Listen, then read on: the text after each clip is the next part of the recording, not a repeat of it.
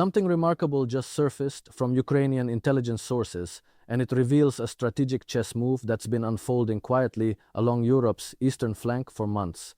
We're looking at what appears to be a fundamental restructuring of military positioning in Belarus, one that could reshape the entire security architecture of Eastern Europe in ways most analysts haven't fully grasped yet. Here's what makes this particularly significant. The intelligence points to a coordinated effort that goes far beyond simple troop movements or temporary deployments. We're seeing the establishment of what looks like permanent infrastructure, command centers, logistics hubs, and integrated defense systems that suggest Moscow is fundamentally reimagining Belarus not as a buffer state, but as an extension of Russian strategic depth. This isn't about short-term tactical advantages. This is about creating irreversible facts on the ground that will define the geopolitical reality of this region for decades to come. What Ukrainian intelligence has uncovered challenges the narrative we've been fed through mainstream channels. The implications stretch from Baltic security to NATO's eastern posture, from energy corridors to the very concept of sovereignty in the post-Soviet space. And perhaps most critically, this development forces us to reconsider what we think we understand about the endgame in this broader confrontation between competing visions of global order. Now let's take a step back and examine what we're really dealing with here, because the surface story and the deeper reality are two very different things. Ukrainian intelligence services have released detailed assessments suggesting that Russia is not merely using Belarus as a staging ground for potential military operations, but is in fact integrating the Belarusian military and security apparatus into a unified command structure that effectively dissolves the operational independence of Minsk's armed forces. Think about what that actually means for a moment. We're talking about the quiet absorption of a nation's military sovereignty without the formal annexation that would trigger immediate international legal consequences and unified Western response. It's a masterclass in achieving strategic objectives while remaining just below the threshold that would force a coordinated reaction from Western powers. The intelligence reports detail the establishment of at least 7 major command and control facilities across Belarus, strategically positioned to create overlapping coverage of the entire country, while also projecting power westward toward the Suwalki Gap and southward into Ukraine. These aren't temporary field installations that can be dismantled and relocated within days. We're looking at hardened facilities with deep infrastructure, dedicated power supplies, advanced communications arrays, and permanent garrison facilities for Russian personnel.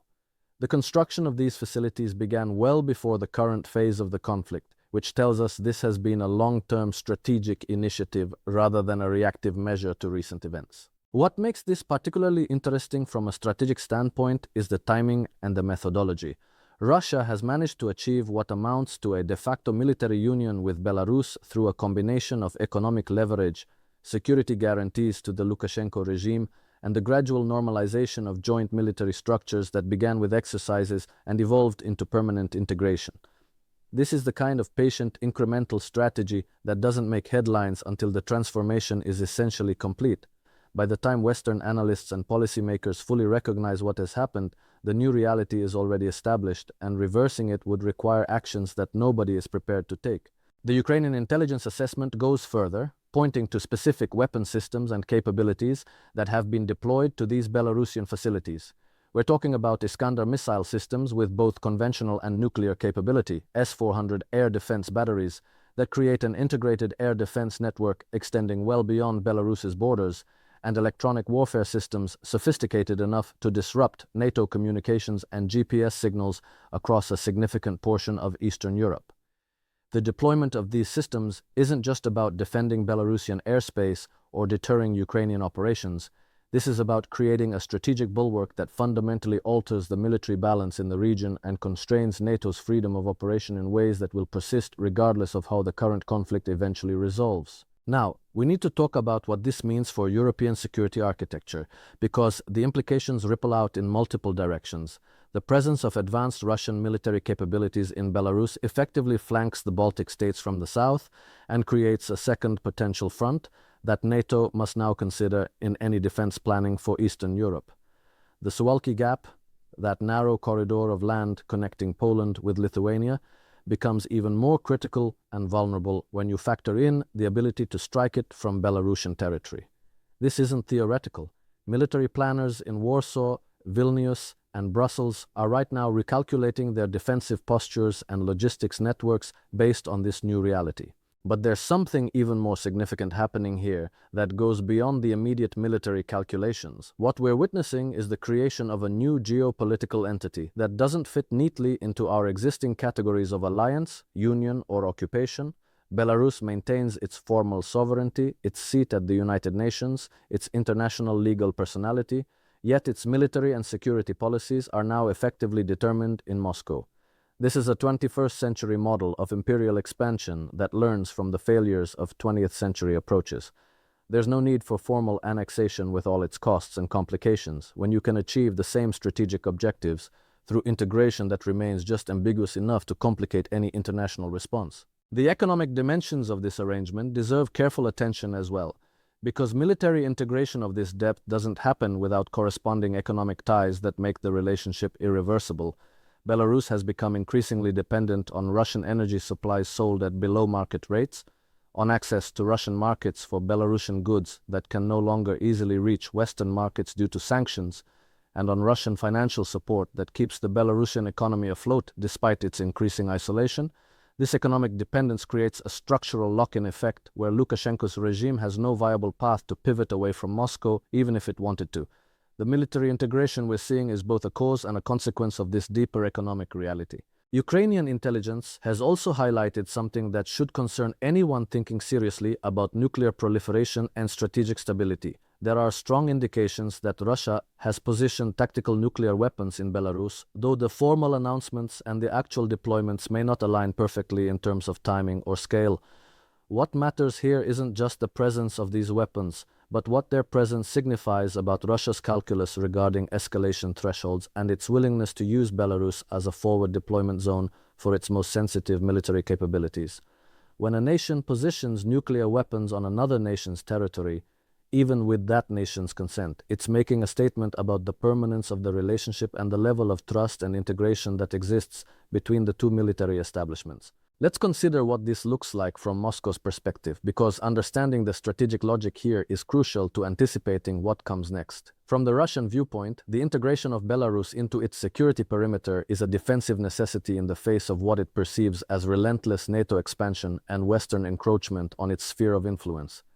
Every round of NATO enlargement, every Western-backed color revolution in the former Soviet space, every missile defense installation in Eastern Europe reinforces Moscow's conviction that it faces an existential threat that requires securing its periphery through whatever means necessary. The Belarus strategy, from this perspective, isn't aggressive expansion but rather the establishment of strategic depth that Russia believes it needs to survive in a hostile international environment. Now, whether we accept that framing or not, we need to understand it because it drives decision-making in Moscow and shapes the actions we're seeing unfold. The Ukrainian intelligence revelations suggest that Russia views Belarus not as an independent country that happens to be an ally, but as essential territory that must be controlled to ensure Russian security.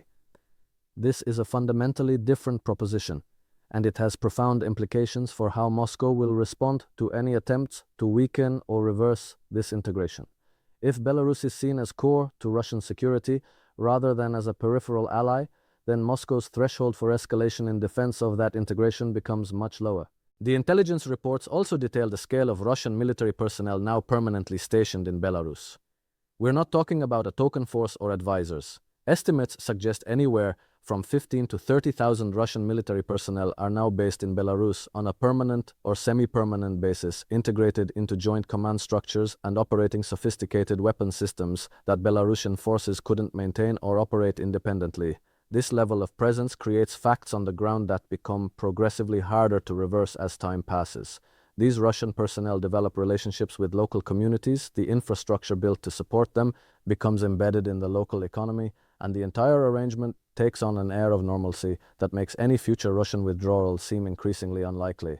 What's particularly sophisticated about this approach is how it exploits the gap between legal sovereignty and practical control. Belarus remains legally independent, so actions that would constitute an invasion or annexation in traditional terms haven't technically occurred. Yet the practical control that Moscow exercises over Belarusian security policy is nearly absolute. This creates a situation where Western policymakers struggle to formulate an appropriate response because the situation doesn't fit neatly into existing legal or diplomatic frameworks. Do you treat Belarus as an independent country being coerced or as an extension of Russian power? The answer to that question determines what kinds of diplomatic engagement are appropriate, what sanctions make sense, and how you discuss the situation in international forums. The Ukrainian intelligence assessment suggests that this integration is accelerating rather than stabilizing. New facilities are under construction, additional weapon systems are being deployed, and the command structures are being further refined to eliminate any remaining seams between Russian and Belarusian military operations. This acceleration suggests that Moscow views the current international environment as permissive enough to consolidate these gains without facing costs it's unwilling to bear. The West's focus on the direct Russia-Ukraine confrontation, combined with internal European divisions over how to respond to Russian actions, has created a window of opportunity that Moscow is exploiting to lock in the Belarus integration before international attention fully turns to what's happening there. There's also a psychological and informational dimension to this that we shouldn't overlook. The gradual nature of the integration, the use of joint exercises and mutual defense agreements as cover for deeper integration, the careful management of public messaging to avoid triggering alarm, all of this represents sophisticated information operations designed to manage both domestic and international perceptions. By the time the full scope of the integration becomes undeniable, it's already normalized enough that reversing it seems unrealistic. This is a long-term approach to geopolitical change that understands how to work within the constraints of the modern information environment. Now let's talk about what this means for Ukraine specifically, because the intelligence revelations take on added significance when you consider them from Kyiv's perspective. A militarily integrated Belarus dramatically complicates Ukraine's strategic situation by creating a second front that must be defended, by tying down forces that might otherwise be deployed elsewhere, and by creating persistent uncertainty about when and where Russian forces might launch operations from Belarusian territory. The northern border that Ukraine shares with Belarus has already seen incursions and probing operations, and the presence of advanced Russian capabilities in Belarus means that Kyiv must maintain significant defensive forces in the north rather than concentrating them where they might be more effective. But beyond the immediate military implications, the Belarus situation serves as a template that Ukraine fears could be applied elsewhere in the former Soviet space. If Russia can successfully integrate Belarus without triggering a unified Western response that imposes unbearable costs, then similar approaches might be attempted in other countries that Moscow views as within its sphere of influence. This is why Ukrainian intelligence services are working to publicize and internationalize the Belarus situation even while fighting an existential war on their own territory. They understand that the patterns being established in Belarus today could determine the geopolitical landscape of Eastern Europe for decades to come. The economic warfare dimension deserves more attention as well. Part of what enables Russia's integration of Belarus is its willingness to absorb significant economic costs to subsidize the Belarusian economy and keep the Lukashenko regime stable. These subsidies, estimated in the billions of dollars annually, represent a strategic investment in securing what Russia views as critical terrain. Western sanctions on Belarus have actually strengthened Russia's leverage by making Minsk even more dependent on Moscow for economic survival. This creates a perverse dynamic where Western pressure aimed at punishing the Lukashenko regime for its alignment with Russia actually reinforces that alignment by eliminating alternatives. Looking at the broader pattern, what we're seeing in Belarus is part of a larger Russian strategy to create zones of control or influence throughout its periphery that serve as buffers against what Moscow perceives as Western encroachment. We see similar dynamics, though with different specific characteristics, in other former Soviet states. The goal isn't necessarily formal territorial expansion, which brings significant costs and complications in the modern international system. Instead, the goal is to create structures of dependence and integration that give Moscow effective control over security policies in neighboring states while maintaining just enough formal sovereignty to complicate international responses. The intelligence revelations from Ukraine also highlight the role of information control within Belarus itself. As the country becomes more integrated into Russian security structures, its information space becomes similarly integrated, with Russian media narratives dominating and alternative viewpoints being systematically suppressed. This information integration is just as important as the military integration because it shapes how Belarusians themselves understand and respond to what's happening in their country. when the population is largely exposed only to narratives that frame the Russian integration as necessary and beneficial, organizing domestic resistance becomes exponentially more difficult. We also need to consider the energy dimension, because Belarus's energy dependence on Russia is a critical enabler of everything else we're discussing. Belarus imports virtually all of its oil and gas from Russia, and the pricing and terms of those imports are political tools that Moscow uses to maintain leverage over Minsk. Any attempt by the Belarusian leadership to distance itself from Moscow would immediately face the threat of energy cutoffs or price increases that could cripple the economy within weeks. This energy dependence creates a structural vulnerability that makes genuine independence essentially impossible under current circumstances. The Ukrainian intelligence reports suggest that Russia is also working to integrate Belarus into its military-industrial complex, with Belarusian facilities being retooled to produce components and systems that support Russian military needs. This industrial integration creates additional economic ties that make the relationship more irreversible, while also giving Russia access to additional manufacturing capacity that helps it sustain military operations despite Western sanctions aimed at degrading its defense industrial base. These industrial links also create constituencies within Belarus that benefit from the Russian relationship and therefore have incentives to support its continuation. What makes all of this particularly consequential is the signal it sends to other countries in the region about the costs and benefits of different strategic alignments.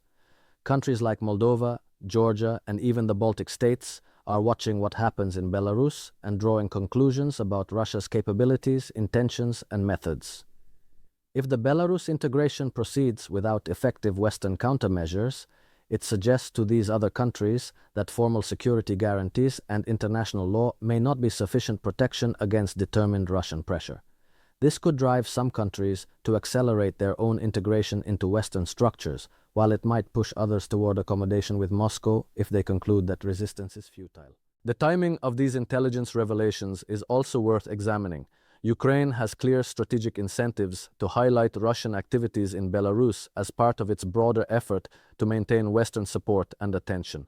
By revealing the scope of Russian integration in Belarus, Ukrainian intelligence serves multiple purposes. It demonstrates that Russian ambitions extend beyond Ukraine itself. It complicates Russia's international position by drawing attention to actions that violate principles of sovereignty, and it potentially diverts some Russian resources and attention to managing the fallout from the revelations. This doesn't mean the intelligence is fabricated, but it does mean we should understand it within the context of Ukraine's broader information campaign. As we look toward the future, the Belarus situation raises fundamental questions about the future of the international order and the principles that govern relations between states. If military integration of the type we're seeing in Belarus becomes an accepted model, it fundamentally undermines concepts of sovereignty and self-determination that have been central to the post-World War II international system. Yet preventing or reversing such integration, once it reaches a certain point, may require costs and risks that Western powers are unwilling to bear. This creates a dynamic where gradual erosion of sovereignty becomes the path of least resistance, with each incremental step seeming insufficient to justify major confrontation, but the cumulative effect being transformational. The question we're left with is whether the current international system has the tools and the will to prevent this kind of integration when it occurs through patient, incremental steps rather than dramatic invasion. Traditional concepts of deterrence and collective defense were designed for different scenarios, and adapting them to this kind of challenge requires both strategic creativity and political courage that may not exist in sufficient quantity. The Belarus case may ultimately serve as a test of whether the international community can respond effectively to 21st century forms of imperial expansion that don't look like their 20th century predecessors but achieve similar results through different means.